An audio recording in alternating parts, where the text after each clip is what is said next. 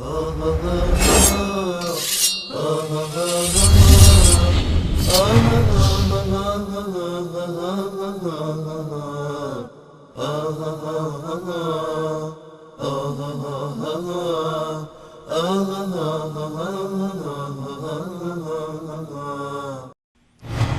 سلام علیکم، بفرمایید. سلام علیکم. علیکم السلام و رحمت الله و برکاته. خوب هستید آقای انصاری؟ من محمدم از یزد می‌زنم. آقا محمد از یزد. آقا محمد گرامی بفرمایید. ما 2 تا کلیپ پخش کردیم، در مورد هر کدومش دوست دارید صحبت کنید. بله. بفرمایید. اما آقای انصاری، من در رابطه با علم غیب صحبت‌های یه دفعه کردم. من از خود حاجی آقای قزوینی، البته در این کلیپ نه، ولی خیلی وقتا شنیدم که ایشون فرمودن که اگر کسی غیر از خدا معتقد باشه که کسی دارای علم لدنیه، کافر نجس، مثلا اینجوری با همین شدت عمل فرمودن که اگر کسی غیر از خدا بخواد که بدون علم غیب داره، علمش هم لدنیه، ما اونا کافر میدونیم، نجس میدونیم، از اسلام خارج میدونیم. اینا شنیدم. اینجا که این کلیپی که صحبتم فرمودن، این تو قرآن مجید همونجا تو سوره کهف باید باشه زارن، اونجا که صحبت نمیدونم چه سوره هستش هم که شما فرمودید. بله. اونجا اول پروردگار میفرمایند که ما یک شخص عالمی که خودمون از لدنی خودمون به اون بخشیده بودیم درست. و اون از علم ما صحبت میکرد. این که بحثی توش نیست، یعنی همه میدونن هر که علم غیب داره از علم خداونده. این مغز بشر چیزی نیست که خودش اینا خواسته باشه. علم غیب هم آقای انصاری، من خودم شخصا علم غیب را اصلا جزء فضائل نمیدونم. یعنی فضیلتی نیست که کسی مثلا بهش بگن آقا فردا بعد این اتفاق بیفته شما هم تکرار کنید باید فضیلت باشه. این چه فضیلتیه؟ شما نگاه کنید تو سوره به اصطلاح آل عمران، اونجا پروردگار در رابطه با حضرت عیسی علیه السلام میفرمایند که تو به اذن ما شفا دادی و مثلا فرض کنید که مرغ زنده کردی، مرده زنده کردی، بعد خبر دادی که در مثلا تو خونه هاتون چی خوردید، چی اندوختید. بله. اینا ما میگیم علم غیب. ولی در سوره مائده یک جای دیگه خدا اونجا به حضرت عیسی میفرمایند که به اذن ما تو مثلا فرض کن که شفا دادی، این کار کردی. همه اینا رو میگن که به عنوان نعمت هستش. در گواره صحبت کردی. این قسمتی که مربوط به اینه که تو میگفتی مثلا در خانه هاشون چی نگهداری کردن، چی خوردن و اینا، اونجا اصلا نمیگه، اصلا به عنوان فضیلت نمیگه. در صورتی که در سوره آل عمران اونا نام بیبره، ولی باز در سوره مائده که میخواد مثلا به عنوان به اصطلاح یک نعمتی میگه که به شما دادم، حضرت عیسی فرمایند، اونجا اصلا این قسمت جزء اهمیت قائل نیست، اصلا نمیگه که شما این امر گفتی. میخوام بگم این چیز مهمی نیست، این فضیلت نیست که ما بگیم آقا مثلا حالا یه کسی یه چیزی رو بهش بگن او بعد اون تکرار کنه. این چه فضیلتیه؟ اصلا علم غیب واقعا ببینید این از چیزای حکمت‌های پروردگاره که کسی از هیچی خبر نداشته باشه. بله. اگر کسی میدونست که مثلا فردا چه اتفاقی میفته، بشر مثلا خدا قرار میداد تو بشر که همه علم غیب داشته باشن. خب اگر اینجوری بود اصلا اولین چیزی که از بین میرفت امید بود، امید به زندگی. همه برای امید کار میکنن. شما اینجا شبکه زدید، امید دارید که فرض کنید که مثلا هدایت کنید، بالاخره مردم ها از راه راست مثلا نشون بدید به مردم. هر کسی برای امیده. اگر علم غیب داشت اولین چیزی که از بین میرفت این امید بود. این لازم نیست اصلا کسی علم غیب بدونه. علم غیب یعنی عذاب. یعنی من بدونم که فردا بچه چی میشه، مادرم چی میشه، تو زندگی چه اتفاقی میفته. اصلا کل نظم خلقت به هم میخوره. این چیزی نیست که حالا ما ادعا کنیم که مثلا من فلان چیزا میدونم، علم غیب دارم. خب حالا چه علم غیبه؟ این که علم نیست، خبر غیبی میگن. علم غیب آقای انصاری این میزی که شما هستید روش نشستید، ببینید بگو علم غیب از کدوم درختی بوده، کدوم مزرعه بوده، چند تا درخت بوده، کی اینا انداخته، کی اینا درست کرده، تو چه اتفاقات. شاید 100,000 کتاب باید بنویسید در رابطه با این میزتون. کی میخواد اینا رو بدونه؟ اصلا چه لزومی داره که بدونید؟ اینا که این میشه علم غیب. نه اینکه من حالا به شما بگم آقا مثلا آقا بگو فردا مثلا این اتفاق منو بیفته، شما هم تکرار کنید. این که علم غیب نیست که اینا اخبار غیبیه که میگن. حالا بحث از آقای انصاری بود شما عرض کنم که ما این که شما میفرمایید همه علمای شیعه اینجوری علم غیب میدونستن، نه. ما از شیخ صدوق داریم، از شیخ مفید، اینا از بزرگان شیعه هستن. اینا معتقد نبودن که مثلا شما نگاه کنید، ما شیخ صدوق در کتاب کمال الدین و تمام النعمه اونجا میگن که اگر کسی مثلا ادعا بکنه که امام علم غیب لدنی داره اصلا از اسلام خارجه، ما اونا کافر میدونیم. یا شیخ مفید میگن که در صورت من معتقد نیستم که امام از درون من خبر داره. اینا در کتاب فصول المختاره میگه، اینا شیخ مفید، اینا از بزرگان شیعه. شما از یکی حالا نام میبرید مثلا میگید اینطوری گفتن اینا، ولی در صورت این دلیل نیست که همه علما این عقیده را داشته باشن. این چیزایی هستش که هستش. من در نهج البلاغه از قول مولا امیرالمومنین برای شما عرض کردم که ایشون هم فرمودن که من اطلاع نداشتم، که خیلی میخواستم بدونم که کی بناس مثلا مرگ من فرا برسه، ولی خدا میخواست که بر من پوشیده بماند. ما به هر چیزی که اعتقاد شیعه است درست هم هست همینه که هر چی خدا بخواهد اونا میدونن، هر چی خدا نخواهد نمیدانن. اونایی هم که خدا میخواد اینا بدانن اون یک علم غیبیه مثلا معمولیه، همون اخبار غیبیه، علم نیست. علم تخصص مثلا یه نفر میدونه سردرد مثلا قرص مسکن خوبه، ولی یکی که سردرد میگیره میفهمه بررسی میکنه تو وجود تنش که این به خاطر کلیهشه، به خاطر قلبشه، به خاطر مثلا اعصابشه. 100 رقم علم غیب میدونه، علم پزشکی میدونه، بعد میدونه چرا سرش درد اومد. علم آقا محمد به خاطر اینکه صحبتامون به یک جایی برسه، شما فرمودید که اینکه ائمه میدانستن بعضی مطالب رو این اخباری بود از علم غیب. دلیلتون چیه برای این حرف؟ بله. دلیلتون چیه برای این حرف که ائمه علم غیب میدونستن؟ اخبار غیبی میدونستن. اخبار غیبی میدونستن. ببینید خود حضرت مولا امیرالمومنین تو همون نهج البلاغه که وقتی در رابطه با مغول ها صحبت میکنن که اونجا با مغول ها حمله کنن در رابطه با کشورهای اسلامی اینا، یه نفر از ایشون میپرسه که شما علم غیب میدونید؟ ایشون میفرمایند که میخندن و میگن که نه، اینا علم غیب نیست، اینا اخبار غیبیه که من از حضرت رسول الله آموختم. ما اعتقاد داریم این چیزایی که خود مولا امیرالمومنین میدونستن توسط حضرت رسول الله دعایی کردن که چیزایی که من میدونم به حضرت مولا امیرالمومنین منتقل بشه و منتقل هم شده.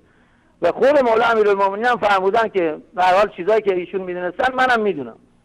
اخبار غیبی نی این برنامه است. بله. خب آقا محمد، ما دوستان عزیز اگر بتونن این کلیپ رو هم آماده بکنن که انشالله پخش بکنیم، که آقای قزوینی میگه که من قبل از این که به دنیا بیام امام رضا میدانست که من در چه سالی، در چه روزی، در چه ساعتی به زیارت ایشون میرم به مشهد. خب آیا این حدیث رو، حالا شما میگید که آنچه که ائمه میگفتن از علم غیب این احادیثی بود که از پیامبر شنیده بودن، آیا پیامبر در حدیثی در مورد آقای قزوینی به امام رضا گفته بود که ایشون در فلان سال، فلان روز، فلان ساعت میرم به زیارت ایشون، زیارت قبر ایشون در مشهد؟ بله من هم شنیدم از ایشون که فرمودن. خب الان شما چطور بین این تناقضات جمع میکنید؟ الان آقای قزوینی بنابر گفته شما ایشون میگه که هر کس که بگه که ائمه علم لدنی داشتن، فلان داشتن، این داشتن، اون داشتن، کافر مرتده. خب در جای دیگه میگه که امام رضا خبر داره که آقا محمد از یزد در چه سالی، در چه روزی، در چه ساعتی، در چه ثانیه‌ای به دیدار ایشون میره به مشهد و اینو قبل از ولادت، قبل از اینکه اصلا شما به دنیا بیایید امام رضا میدونسته. بکنید این اگر که جنبه عمومی بگذارید، این من درست نمیدونم که مثلا همه را امام رضا خبر داره از دم که مثلا این اتفاقاتی که بناس بیفته که کیا بنا بیان اینا. من اعتقاد شخصی هم این هستش که اینجوری نی، ولی موردی میتونه اتفاق بیفته که مثلا پروردگار حالا یه نفر، 10 نفر، 100 نفر، چه میدونم، یه تعداد محدودی اینی که تو مغز بشر جا بگیره. بله. متوجه هستید؟ اینا میشه شاید به خود حاج آقای قزوینی مثلا خود به هر حال. خب این حاج آقای قزوینی چه ویژگی دارن که برای ایشون این اتفاق میفته؟ حالا این ویژگیشو من دیگه خبر ندارم، باید خودشون چیز کنم، من خبر این ندارم. ولی من آیه 101 سوره توبه مد نظرم هست که اونجا پروردگار به حضرت رسول الله میفرمایند که ای رسول تو از افکار داخلی این منافقان خبر نداری، نمیشناسی، منافقان رو نمیشناسی. پس من منافقان رو میشناسم. وقتی کسی از داخل منافقان خبر نداره، خب از داخل کسی دیگه هم خبر نداره دیگه. درست. این من اینجا عرض کردم، یکی از نمونه‌هایی که عرض کردم خدمت شما از شیخ مفید بود. گفتم شیخ مفید چی گفتن؟ شیخ مفید فرمود که به هر حال من اصلا چیز ندارم، اعتقاد ندارم که امام از داخل من خبر داره. حالا ایشون اختلاف بین علمای شیعه هست، ایشون هم حالا شاید یکی از اونها باشن که نه من قضیه اختلاف رو نمیگم آقا محمد عزیز، من قضیه درویی و به اصطلاح تقیه رو میگم. ببینید در جایی میگه که کسی که ادعا بکنه ائمه علم غیب میدونن این انسان کافره. در جای دیگه میگه که امام رضا، خودتون این کلیپو بارا دیدید، ما تو این شبکه پخش کردیم، امام رضا قبل از اینکه آقای قزوینی به دنیا اومده باشه خبر داره که ایشون در چه سالی، در چه روزی، در چه ساعتی میرن به زیارت قبر ایشون در مشهد. خب این ببینید این یک تناقض آشکار هست. ما موندیم در این. مثلا الان شما میگید که شیخ مفید، شیخ فلان گفتن که بابا ائمه علم غیب نداشتن، در حالی که در اصول کافی بابی زده. من الان خدمت شما سعی میکنم، بله این اصول کافی، دوستان نشون بدن این اصول کافی رو، جلد 1 و 2 ثقة الاسلام محمد ابن یعقوب کلینی. دیگه بالاتر از اصول کافی که دیگه شما کتاب ندارید، این در سطح درجه اول است. حالا به چقدر حدیث ضعیف است قوی هست من به این کاری ندارم. ببینید در اینجا در این قسمت باب 104 در صفحه 186 اصول کافی جلد 1 کتاب الحجه میگه در اینجا باب ان الائمه علیهم السلام یعلمون متى یموتون، ائمه میدانن که کی میمیرن، و انهم لا یموتون الا باختیار منهم، اینها نمیمیرند مگر اینکه به اختیار خودشون.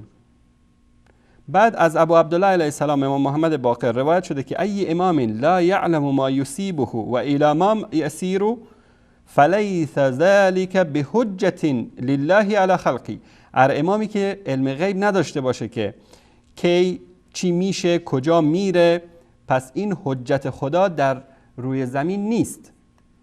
الان من حرف شما را قبول بکنم، تشکر میکنم از عزیزانمون، حرف شما را قبول بکنم، حرف آقای کلینی رو قبول بکنم، حرف کی رو قبول بکنم؟ ببینید در باب 105 در صفحه 188، این باب 105 همین کتاب الحجه است، در صفحه 188 در اینجا گفته اینجا باب زده که ان الائمه، که ائمه علیهم السلام یعلمون علم ما کان، علم ما کان رو میدونند، چیزی که گذشته، و علم ما یکون، چیزی که فعلا و در آخر اتفاق میفته، مستقبل به اصطلاح آینده رو، و انه لا یخفى علیهم شیء صلوات الله علیهم، بر اینها هیچ چیزی پوشیده نیست. من الان یعنی موندم که این چه تناقضی است. کلینی راست میگه یا مفید راست میگه؟ خود قزوینی در این کلیپی که ما ازش پخش کردیم در درس‌های خارج حوزه علمی قم هست، فایل صوتی است، در اونجا راست میگه یا موقعی که جلوی دوربین میاد در شبکه ولایت راست میگه؟ کجا راست میگن کجا دروغ میگن؟ ما موندیم در این. آقا محمد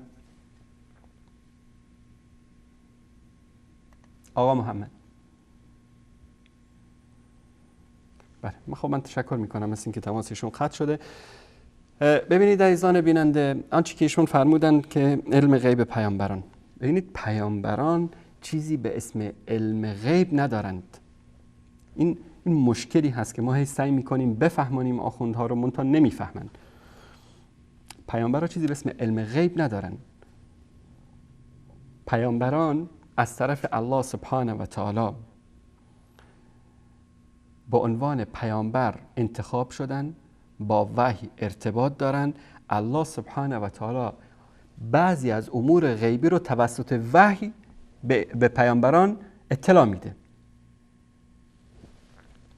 ببینید در سوره انبیاء آیه 108 الله سبحانه و تعالی در اینجا میفرماید که قل، بگو ای محمد، انما یوحى الی انما الهکم اله واحد فهل انتم مسلمون. بگو ای محمد که به من وحی میشه که پروردگار شما پروردگار یگانه است آیا شما اسلام می آورید مسلمان میشید؟ ببینید در ادامه همین در آیه 110 سوره انبیا الله سبحانه و تعالی در مورد علم غیبی که در نزد الله سبحانه و تعالی و پیامبر اطلاعی نداره میفرماید که انه یعلم الجهر جهر القول و یعلم ما تکتمون. الله سبحانه و تعالی سخنان آشکار شما و چیزایی که پنهان میکنید رو میدانه. الله سبحانه و تعالی است که میدانه، پیامبر در این مورد اطلاعی نداره. در جای دیگه رسول اکرم صلی الله علیه و آله و سلم به طور واضح و آشکار بهش میگه الله سبحانه و تعالی در همین سوره توبه که آیه 101 که خودتون هم ذکر کردین، و ممن حولکم من الاعراب منافقون، اطراف شما میگه در مدینه منافقین هستن، و من اهل المدینه مرضوا علی النفاق، و از اهل مدینه مثل عبدالله بن ابی بن سلول کسانی هستن که منافق شدن. لا تعلمهم، ای پیامبر تو نمیدانی. انکار تمامه که ای پیامبر تو نمیدانی. نحن نعلمهم، ما هستیم که میدانیم، الله سبحانه و تعالی است که میداند. سنعذب مرتين الاخره، اینا رو عذاب میکنیم 2 مرتبه. چطور پس پیامبر صلی الله علیه و منافقین رو شناخت؟ توسط جبرئیل الله سبحانه و تعالی رسول الله رو براش پیام میفرستاد، وحی میفرستاد که فلانی فلانی فلانی منافق است. پیامبر از خودش علمی نداشت که تشخیص بده که فلانی منافق هست یا منافق نیست. در آیه دیگه در سوره جن آیه 26 و 28 الله سبحانه و تعالی میفرماید که عالم الغیب، عالم الغیب کی است؟ الله سبحانه و تعالی است. فلا یظهر علی غیبه احدا، هیچ کسی رو بر غیب آگاهی نمیده الا من ارتضی من رسول، حتی پیامبران اون کسایی رو که الله بخواد یک چیزی رو بهش اطلاع بده اطلاع میده. این در مورد پیامبران. چگونه در مورد ائمه و بزرگان؟ مثلا ببینید بعضی گروه‌های خرافاتی صوفیه هستن که اعتقاد دارن پیرشون علم غیب داره، حاضر و ناظر است. والله این کفره، کفر صریح و آشکاره. پیامبر صلی الله علیه و آله و سلم از منافقینی که در اطرافش بود خبر نداشتن. چطور پیر شما خبر داره از حالات شما؟ یکی از دوستان میگه وقتی که به بازار میرفتم فکر میکردم که پیر من داره منو میبینه. خب اینطوری تلقین کردن. همینطوری که در مذهب شیعه ادعا میکنن که امام زمان حاضر و ناظر میبینه. همه ائمه شیعه میبینن، علم غیب دارن. دوستان اشاره میکنن میگن امون دوستان فقط همون قسمت حرف خود قزوینی رو پخش بکنید چون کلیپ طولانی است که میگه که ما امام زمان میدونه که من چه وقت چه ساعت چه روز به زیارتش میرم حتی قبل از اینکه به دنیا بیام. و اینکه گفتن آیا ائمه علیهم السلام از حاجات ما اطلاع دارن یا ندارن، عزیزم اگر نظر شیعه را میخواهید، نظر بنده را میخواهید، بله ائمه علیهم السلام، آقا امام رضا که من امروز بخوام برم حرمشون از حضرت حاجت بخواهم، نه تنها الان حاجت منو میداند، بلکه قبل از آن که من به دنیا بیام، قبل از خلقت من، امام رضا میداند که من روز فلان، ساعت فلان، دقیقه فلان به حرم او میروم و این حاجت را از او خواهم خواست. به اذن الله تبارک و تعالی ائمه علیهم السلام از آنچه که بر قلوب مردم به ویژه شیعیان میگذرد آگاهی دارند.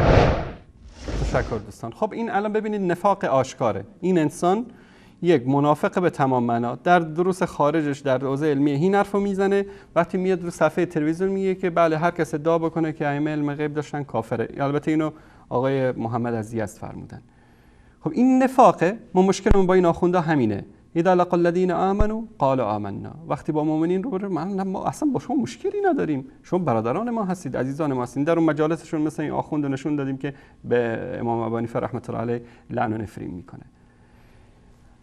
الله سبحانه و تعالی خطاب به پیامبرش میگه که تلک من انباء الغیب، این سخنانی که به تو وحی میشه اینا از اخبار غیبی است.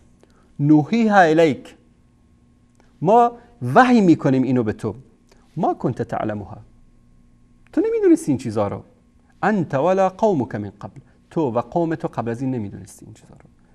شیعه چی میگه؟ نه خیر، پیامبر میدونست، قومش هم میدونست، یعنی اهل بیتش. علی میدونست، فاطمه میدونست، الان هم میدونه، ائمه همه میدونستن. خب حرف کی رو باور بکنیم؟ این نفاقی است که متاسفانه ما با آخونده شیعه گرفتارش هستیم. در یک جا یه حرفی رو میزنن، در جای دیگه حرف دیگری رو میزنن.